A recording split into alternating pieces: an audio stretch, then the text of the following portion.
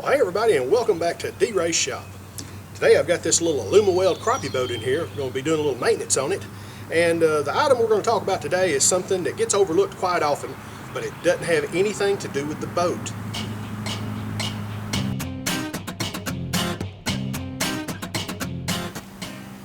Yep, today we're going to be talking about axle bearings on the trailer. This is probably one of the most overlooked maintenance items on a boat. I can't tell you the number of times I've been driving down the road, you'd see a fella sitting on the side of the road with his boat and his trailer, sitting there with one of the wheels off of it because he's done burned out a bearing. And I guarantee you, there ain't nothing more frustrating than having your day of fishing canceled because of something as simple as a bearing. So what I'm going to do today is we're going to show you how to inspect your bearings, make sure that the adjustment's correct on them. And we're also going to go in and we're going to remove the wheel, remove the hub, show you how to disassemble it, how to inspect your bearings, and how to replace them, repack them, reassemble everything, and get it to proper torque, and make sure you don't have any problems on that one day off you get every once in a while. Have a good fishing trip. Now I've got this side of the trailer jacked up, so we've got the wheel off the ground so we can turn it. And one of the things I like to do first is to see how much bearing preload that we have on these. You know, when they're adjusted correctly, you're not going to have any free play side to side on the wheel. You have just enough preload on it where you can feel just a very slight amount of drag, but the wheel will still turn freely. So what I like to do is, with the wheel jacked up, I'll take my fingers here and see if I can feel any side to side play. Yeah, that right there is my first indicator that we've got some problems here, because this thing has got a fair amount of free play on it. The second thing you want to do is just spin the wheel and see if it turns freely or if you hear any unusual noises. That right there tells me we got some problems here. So we're going to go ahead and disassemble this thing and take a look at those bearings. So now I'm going to remove the wheel, set it aside, and then we'll get to work on removing this hub.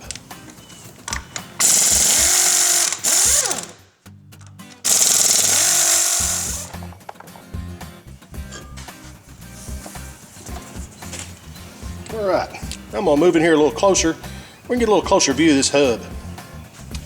Now, depending on the type of trailer you have, you're liable to run into several different types of bearing covers. Now, this particular one there's several different companies that make this, but they're typically kind of referred to as a bearing buddy or a buddy bearing. And what this is, you got a little vinyl cover that slips off, and what you've got inside here is a spring-loaded piston with a grease zert in it. And you also notice that there's a little hole right here. Now the way this thing works is you take your grease gun, you put it over the grease zert, and as you pump the gun up, it actually forces the grease into the hub to the point where it starts pushing the piston against this spring. You get it pushed all the way back until grease starts coming out of that little hole right there. That tells you that you've got it full of grease, and then that spring is going to hold pressure on the grease with inside that hub, and that also keeps water from coming in from the backside and getting through the seal and getting into your hub. And the way you can check these is if you, from time to time, you take your cap off, and if the piston is retracted down into the hub, then you simply just put your grease gun on there, pump it till it comes back out again, and you're good to go. Now, another configuration that's pretty common on later model trailers is what I call the Grievable spindle type hub. And what you'll have is you'll have just a standard metal cap, but it'll have this rubber plug on the end. And if you take a screwdriver and pop that little plug out of there, what you're going to see is a grease zert, but it's not like the spring-loaded buddy bearing system. What this grease zert is it's actually drilled right into the end of the spindle. And the spindle is hollow. It goes all the way to the back, just between the inside bearing and the seal, and then it's got a little cross-drilled hole. So what you do is you put your grease gun right on the end of that zert, and as you pump the grease to it, it actually forces it from the back side of the bearing through the inner bearing all the way out to the outer bearing, and then the excess grease just comes out of the front. So these are a little easier to lubricate. You just don't have the option of having the spring-loaded system that keeps positive pressure in the hub to help keep the water out. Next, we want to remove the bearing cap. Now, this bearing cap is kind of a press fit into the hub. So what we want to do to take that out is I'm just going to take a composition hammer. You don't really want to hit on this with a regular hammer, because if you dent the outside of it, it's going to cause the piston to either stick or it's not going to seal off real good, and you can get water and stuff in your hub. So we'll take our composition hammer, and I'm just going to kind of pick it a little bit and turn it. And we're going to slowly work that cap off of there. There we go. Wow, look at there. Got a little water coming out there with it. That don't look good, does it? So now I'm going to wipe off some of this excess grease so that we can get to the castle nut and the cotter pin that holds it in place. This is the part where it really gets nasty. There's our cotter pin right there. I'm just going to take me a pair of pliers here, straighten that cotter pin out enough to where you can get a bite on here, and we're just going to pull it out. Now, I don't usually take much care removing those because I don't like to reuse cotter pins, so we'll just discard that. So that leaves us with our castle nut. Now this castle nut's kind of loose since we had lots of free play on the bearings here, so I'm just going to take that off with my fingers.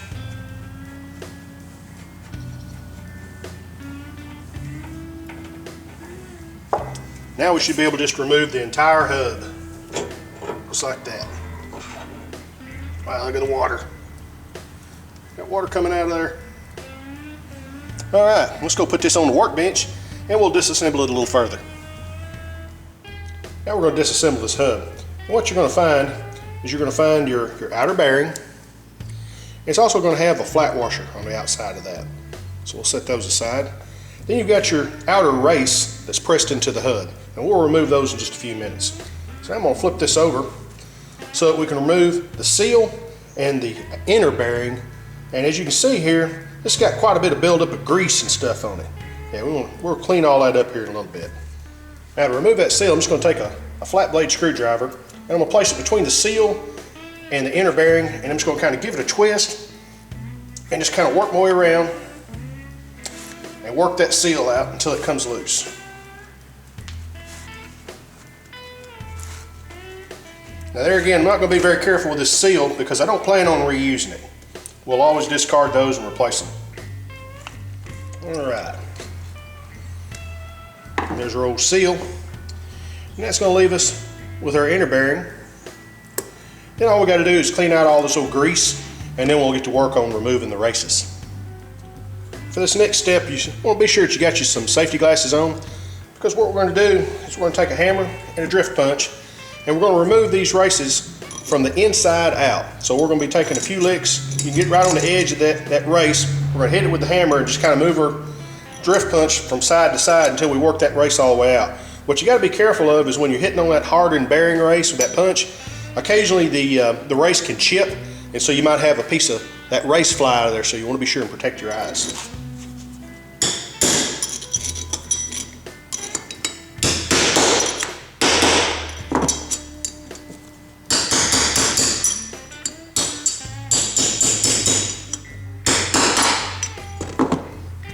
Okay, that right there is our outer race. We'll just flip the hub over and do the same thing to remove the inner race. There we go. There's our inner race. Now I'm going to take all these parts and we're going to put them in some solvent and clean them all up so we can take a little closer look at them and inspect them. I've got my bearings and races cleaned up real good, so let's take a little closer look at them. And what I'm seeing here on this one is the rollers themselves show lots of signs of pitting from having water in the hub for an extended period of time. Same thing on the race. If you look there on the race, you see all kinds of pitting. As a matter of fact, if you feel that race, it's going to feel real rough. So I don't really like the looks of these bearings and races here, so we're going to replace them.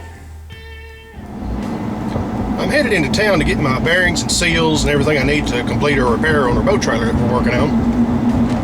Now you can get your bearings and things at pretty much any local parts store. Will usually have them.